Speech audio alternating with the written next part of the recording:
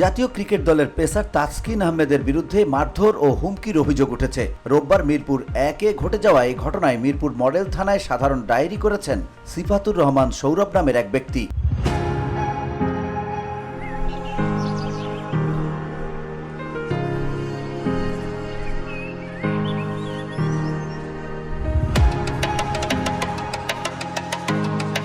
অভিযোগে বলা হয়, তাসকিন ফোন করে সৌরভকে ডেকে নেন এবং সেখানে তাকে শারীরিকভাবে আক্রমণ করেন। কিল ঘুষি মেরে জখম করার পাশাপাশি ভয়ভীতি ও হুমকিও দেন তাসকিন। থানা সূত্রে জানা গেছে, তাসকিন ও সৌরভের মধ্যে আগে বন্ধুত্বপূর্ণ সম্পর্ক ছিল। ঘটনা প্রসঙ্গে বাংলাদেশ ক্রিকেট বোর্ডের পরিচালক এবং আম্পায়ার্স কমিটির চেয়ারম্যান ইফতেখার রহমান মিঠু গণমাধ্যমে বলেন, মিডিয়াতে সকালে বিষয়টি দেখলাম। আমিনুল ইসলাম বুলবুল ও ফাহিম ভাইও বিষয়টি অবগত হয়েছেন। ইতোমধ্যে তদন্ত শুরু হয়েছে। যদি ঘটনাটি সত্য হয় তাহলে সেটা খুবই দুঃখজনক। জাতীয় দলের একজন আইকন প্লেয়ারের এমন ঘটনায় জড়ানো উচিত নয়। তদন্ত না হওয়া পর্যন্ত এ বিষয়ে বিস্তারিত মন্তব্য করা ঠিক হবে না।